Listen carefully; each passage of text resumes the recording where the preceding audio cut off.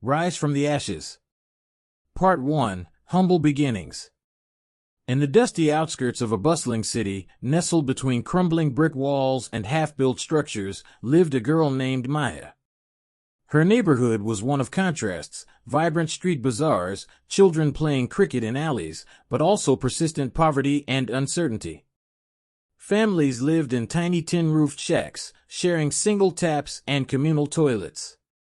Maya lived with her mother, Rena, a single parent who worked as a housemaid in the affluent part of the city.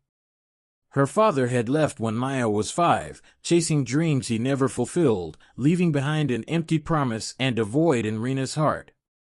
That departure shaped Maya's life. She grew up knowing that stability was fragile, and dreams could slip away, unless she grabbed them tightly.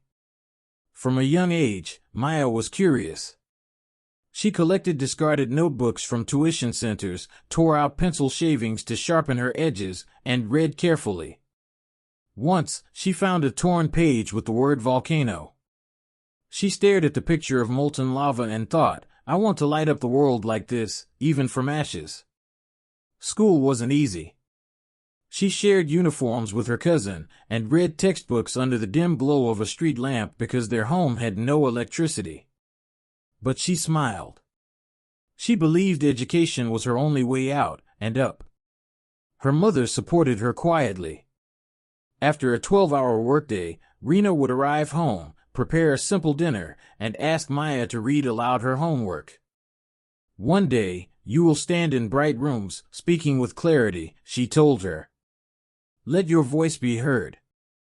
Maya nodded, but inside she wondered, could a girl from a tin shack ever speak in bright rooms? Part 2. The First Crack. Maya entered high school with her unwavering dream to become a civil engineer and rebuild her city's fractured neighborhoods, roads full of potholes, buildings without foundations, sewage leaking into streets. She wanted to fix broken infrastructure and torn communities.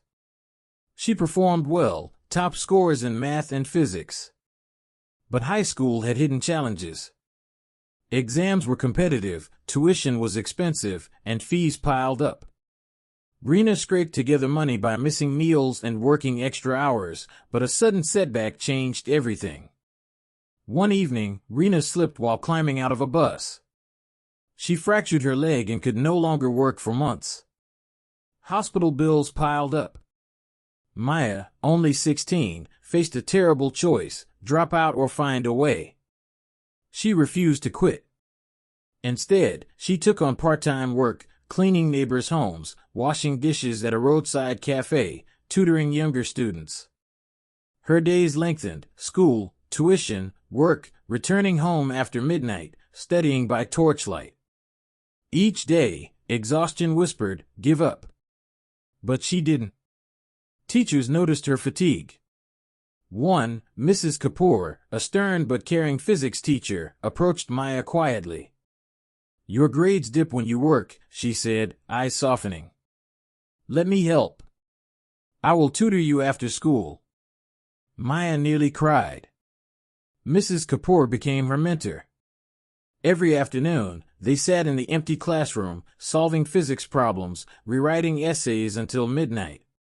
That guidance lifted Maya academically and emotionally. Part 3. The Turning Point. When college entrance results arrived, Maya had done well, but still fell short of her dream score. The disappointment stung. She thought of her mother's sacrifices, her mentor's time.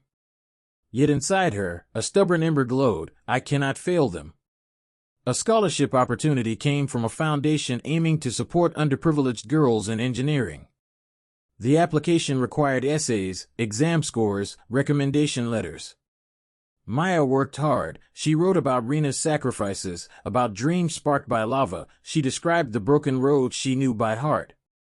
She submitted the application the night before her final exams, after a 14-hour day. Weeks passed with deafening silence. Maya continued her routine: school, tuition, work, home. Then, one evening, an email arrived. Congratulations. We are pleased to offer.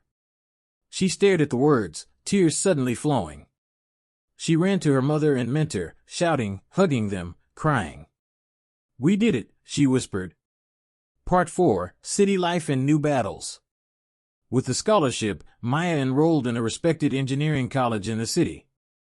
It was her first time living away from home, in a hostel shared with strangers. For the first time, she had electricity, clean water, libraries, computers, and exposure to ideas she never imagined. Her classes were challenging.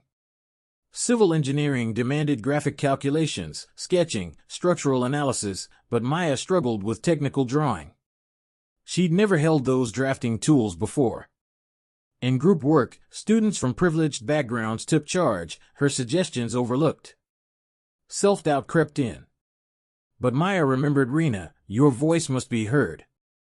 She remembered Mrs. Kapoor, your mind is sharp. She remembered the scholarship, they believed in you. So Maya sought help.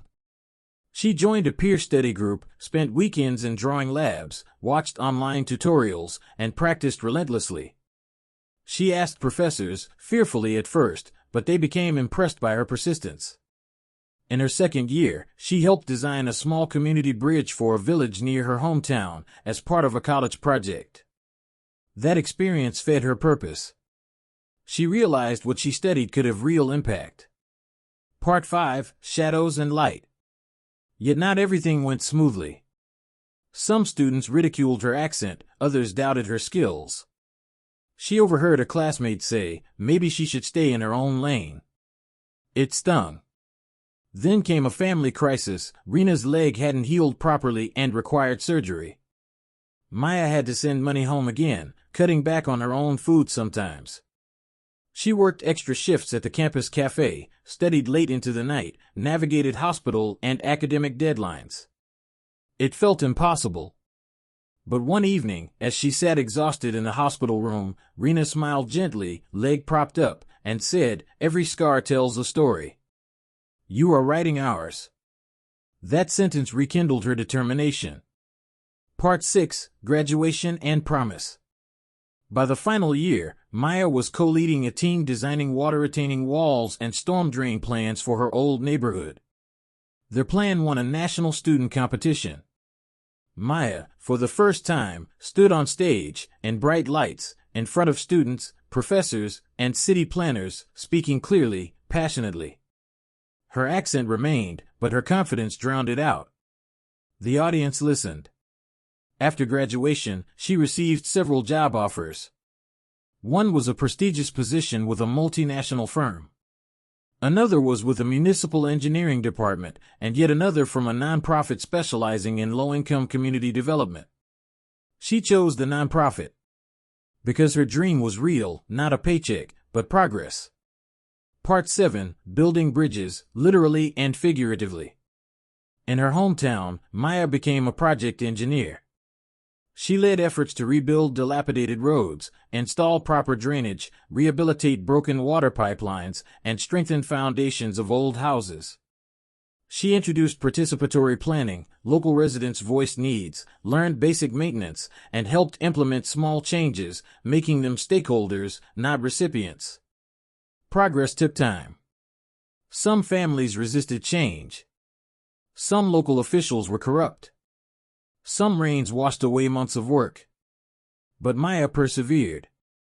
One particularly dry season, the reservoir nearly ran dry.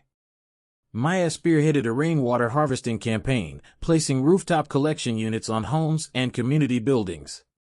She trained villagers on water conservation and maintenance. Even children helped, a generation learning stewardship through participation. When monsoons returned, the reservoirs filled. Harvests improved. Illness from dirty water dropped. Roads held. Houses stood firm. Family after family thanked her. Part 8, The Circle of Giving. But Maya didn't stop there. She founded Roots and Rise, an NGO aiming to support girls from marginalized backgrounds in STEM fields. Every year, 50 girls received scholarships to college, mentoring, and internships. Maya spoke at schools and community events, urging families to support girls' education. She instituted workshops where her mother, Rena, and other women learned plumbing, tiling, electrical basics, so they could repair their homes and earn extra income. At her alma mater, she regularly visited, mentoring students. Once a student she mentored, Rohit, became a professor and now helps train future engineers.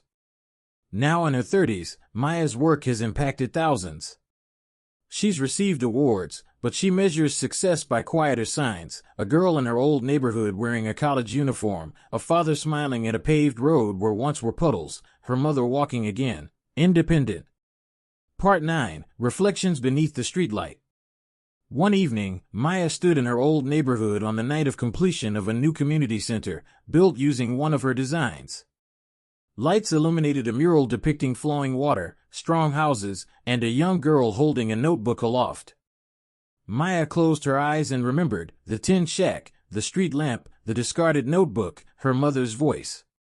She realized that each step, sacrifice, struggle, tiny victories, had led here.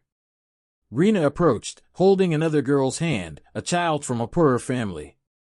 "This is Anaya," Reena said, smiling. "Your story gave her mother hope that her daughter could study." She squeezed Maya's shoulder. In that moment, Maya understood the true scale of her journey. It wasn't just about infrastructure. It was about people, connection, and breaking cycles. Epilogue: New Beginnings.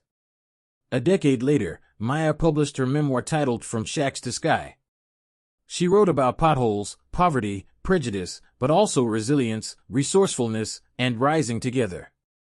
She wrote about a single spark ignited by a lava-filled picture, fanned to flame by a mother, a teacher, and sheer determination.